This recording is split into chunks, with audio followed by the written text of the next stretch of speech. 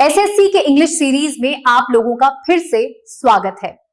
17 अक्टूबर shift 3 पहला है select the most appropriate to substitute the underlined word in the given sentence.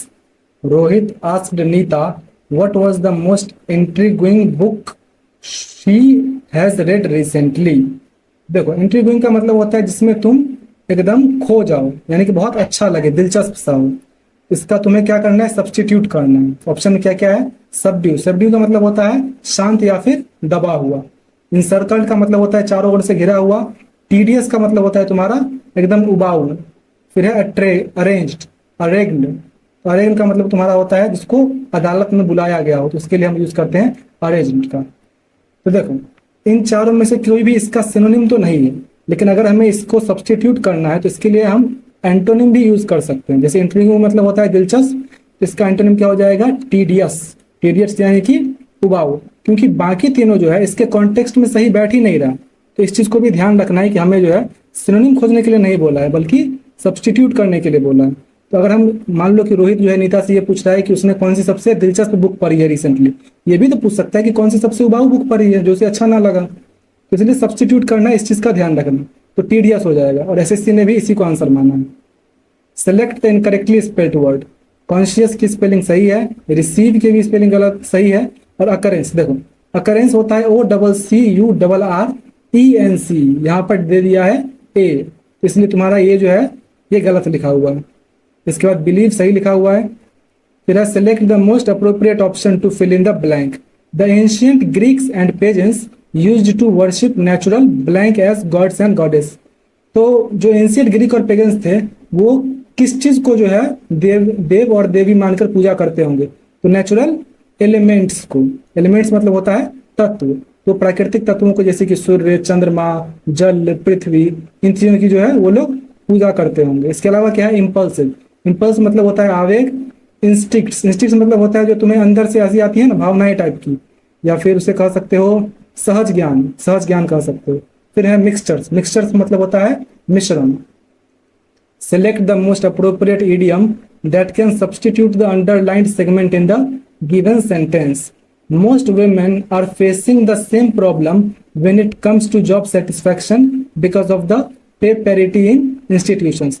तो facing the same problem यानी कि सब एक ही तरह की मुसीबतों का सामना कर रहे हैं। इसके लिए कौन सा idiom यूज करेंगे, in the same boat। जैसे तुमने ग्रामरली के ऐड में भी देखा होगा, बोलते हैं ना कि I'm in the same boat, यानी उसी परिस्थिति का सामना मैं भी कर रही हूँ जो कि तुम कर रहे हो, इसलिए हो जाएगा in the same boat. Select the option that contains an error. Rose painted the most beautifulest picture ever at the art class today. देखो मोस्ट लगा दिया तो फिर ब्यूटीफुलेस्ट की, ब्यूटीफुलेस्ट कोई वर्ड ही नहीं होता है, ठीक। ब्यूटीफुल होता है जो कि एक एडजेक्टिव होता है, और उसमें तुम्हें अगर उसको सुपरलेटिव बनाना है तो आगे मोस्ट लगा दोगे, इसलिए तुम्हारा ये जो सेगमेंट है ये गलत है। Correct the underlined part of the sentence. The mango is bitterer. फिर देखो किसी से तुलना तो की जा नहीं रही है, तो इसीलिए सिर्फ यहाँ पे बिटर होना चाहिए था कि कैसा है आम, तो खट्टा है। नेक्स्ट है select the incorrectly spelled word. Inflamous, तो देखो इनफ्लेमस नहीं होता बल्कि इनफेमस होता है, इसलिए इसकी स्पेलिंग गलत है, INFAMOUS होना चाहिए। फिर है कर्बस्टोन। तो कर्बस्टोन एक प्रकार का पत्थर होता है जो कि फुटपाथ के किनारे होता है। फिर अरेंजमेंट, अरेंजमेंट जो है वो व्यवस्था, अरेंजमेंट मतलब व्यवस्था होता है, इसकी स्पेलिंग सही है।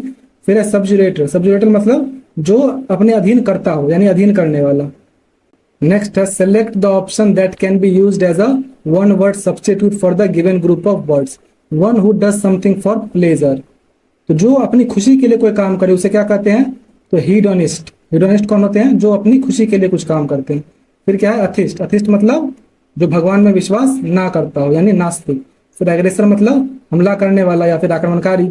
अनार्किस्ट होते हैं जो कि सरकार को पसंद नहीं करते, यानी वो चाहते हैं सरकार हटा दिया जाए। Select the most appropriate antonym of the underlined word. Raju is lazy and smart but he does not attend the classes. तो लेजी का तुम्हें एंटोनिम बताना है। लेजी यानी कि आलसी, तो उसका क्या हो जाएगा अपोजिट, इंडस्ट्रियस। इंडस्ट्रियस मतलब मेहनती। फिर क्या है लैक्स। लैक्स मतलब होता है लापरवाह। जीनियस का मतलब बहुत ही बुद्धिमान। और स्नॉबिश का मतलब होता है जो दूसरों को नीचा दिखाता हो, मतलब एक सेंस में इसे घमंडी कह सकते हैं। Select the most appropriate option to fill in the blank. He pressed the blank just in time to avoid the accident. तो एक्सीडेंट को अवॉइड करने के लिए उसने क्या प्रेस किया होगा? तो ब्रेक, तो इसमें से कौन सा वो ब्रेक है? तो BRAKE वाला ब्रेक है। नेक्स्ट है select the most appropriate antonym of the underlined word in the given sentence. Even if an unlaced shoe is spotless it is not neat. Neat का मतलब होता है साफ, तो इसका अपोजिट हो जाएगा स्वाइल्ड। स्वाइल्ड मतलब गंदा या फिर मैला। फिर फॉर्ज्ड, फॉर्ज मतलब नकली। एजाइल का मतलब फुर्तीला, और रिक्विजिट का मतलब होता है आवश्यक। Select the grammatically correct sentence. तो the traffic on the highway was heavy during an evening. तो ड्यूरिंग एन इवनिंग नहीं होना चाहिए, क्योंकि ये किसी अगर इवनिंग की बात कर रहा है जिसमें ट्रैफिक ज्यादा था, तो तुम्हें एक खास इवनिंग की बात करनी होगी, तो इसलिए इवनिंग के साथ यहाँ पर द आएगा। तो इसलिए तुम्हारा इन तीनों में तो एन लगा हुआ है, तो कौन सा हो जाएगा? ये वाला। The traffic on the highway was heavy during the evening. Select the most appropriate option that can substitute the underlined segment in the given sentence. My brother asked me, "Can I exchange my phone from you?" तो exchange करने के लिए हम phone मतलब from नहीं use करते हैं, बल्कि विद यूज करते हैं। यहाँ पे क्या हो जाएगा? Can I exchange my phone with yours. You भी नहीं होगा, योर्स होगा। My phone with yours. Select the most appropriate synonym of the underlined word in the given sentence. Any declarations और practices of religious antipathy. Antipathy का मतलब होता है तुम्हारा नफरत या फिर शत्रुता टाइप का। Against ethic minorities in a democratic country should not be tolerated. तो एंटीपैथी मतलब क्या हो गया? शत्रुता। तो इसका सिनोनिम क्या हो जाएगा? एनमिटी। एनमिटी मतलब भी होता है शत्रुता या दुश्मनी। फिर क्या है? डिवैल्यूएशन। डिवैल्यूएशन मतलब होता है अवमूल्यन, यानी मूल्य में कमी। फिर है कन्फॉर्मिटी। कन्फॉर्मिटी मतलब एक जैसा होना। और पैसिविटी पैसिविटी का मतलब होता है निष्क्रियता।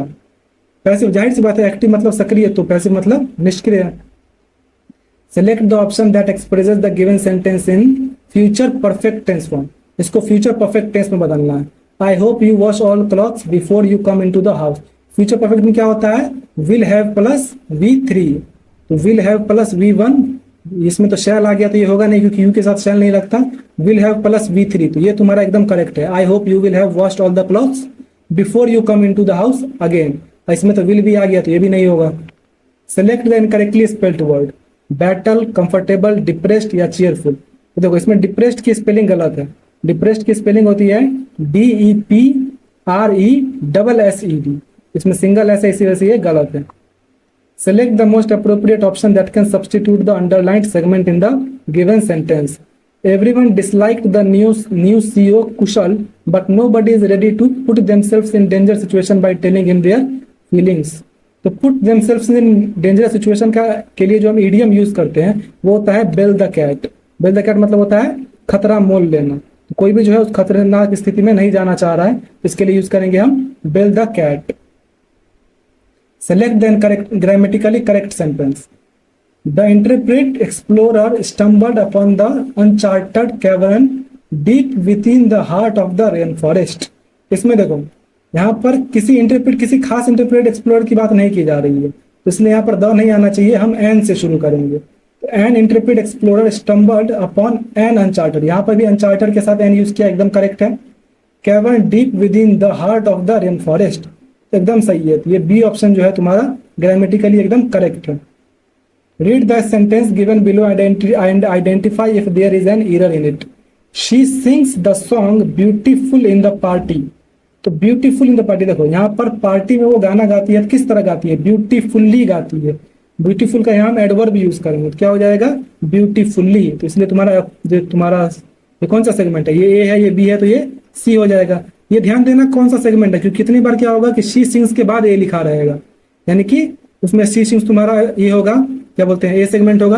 फिर द सॉन्ग के बाद बी लिखा होगा, यानी कि वो तुम्हारा बी सेगमेंट है। तो सिर्फ ये देखिए कि सी लिखा हुआ है, इससे पहले वाला जो है वही इसका सेगमेंट हो, ऐसे मत लगा देना। देखना कि कौन सा सेगमेंट में कौन सा ऑप्शन लिखा हुआ है। तो ब्यूटीफुल इन द पार्टी यानी कि तुम्हारा option C. Select the most appropriate option to fill in the blank. I am calling to thank you blank for the, for यहाँ पे लिखा क्या हुआ है, लेकिन यहाँ पे फॉर आना चाहिए। I am calling to thank you blank the present you sent, तो फॉर आ जाएगा तुम्हारा एकदम करेक्ट। अब है कंप्रहेंशन पैसेज, तो एक बार पढ़ लो। अब क्वेश्चन देख लो, 1 2 3 4 5, चलो बनाया गया। Newspaper are like mirrors, blank the diverse facts of society, capturing the voices, stories, and events that define our shared human experience. तो न्यूज़पेपर मिरर्स की तरह जो कि क्या करती है, तो इसमें क्या हो जाएगा, रिफ्लेक्ट, रिफ्लेक्टेड या रिफ्लेक्टिंग। तो ये किसी के काम को दर्शा रहा है, तो इसके लिए यूज करना चाहिए रिफ्लेक्टिंग। ये नहीं बता रहा है कि रिफ्लेक्ट करती है, ये बता रहा है उसका काम, मतलब वो क्या, मतलब ये नहीं बता रहा है कि सिर्फ अभी रिफ्लेक्ट कर रही है, ये जो है रिफ्लेक्टिंग उसके काम को दर्शा रहा है, तो इसलिए हम रिफ्लेक्टिंग यूज करेंगे। Newspapers are like mirrors reflecting the diverse facts of society. They serve as a forum, blank dialogue, debate and discussion. तो फोरम के क्या फोरम यहाँ पर मतलब होता है मंच। फोरम के साथ यहाँ पर क्या यूज कर सकते हैं हम, फॉर हो जाएगा, तो वो किसके लिए एक मंच प्रदान कर रही है, तो डायलॉग, डिबेट एंड डिस्कशन। फिर क्या है, they serve as a forum for dialogue, debate and discussion, amplifying voices from all walks of life and fostering blank sense of community. Fostering क्या कर रही है, वो एक किस चीज को वो जो है एक तरह से बढ़ा रही है। फॉस्टरिंग मतलब होता है बढ़ाना, तो fostering a sense of community, इसलिए तुम्हारे यहाँ पर आ जाएगा। Beyond reporting news, newspapers also celebrate achievements, highlight cultural blank and showcase human resilience in the face of adversity. तो हाईलाइट कल्चरल क्या, वो क्या चीज हाईलाइट करती है, सांस्कृतिक रिचनेस, रिचनेस मतलब समृद्धि। नेक्स्ट है, in an age of digital transformation newspapers continue to blank adapting to new mediums while upholding the core values of journalism.